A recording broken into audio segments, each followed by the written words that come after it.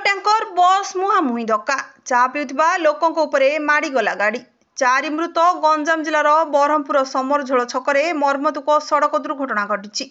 आज सकाळु ओभरटेक समय बस सह तेल टैंकर धक्का होईछि।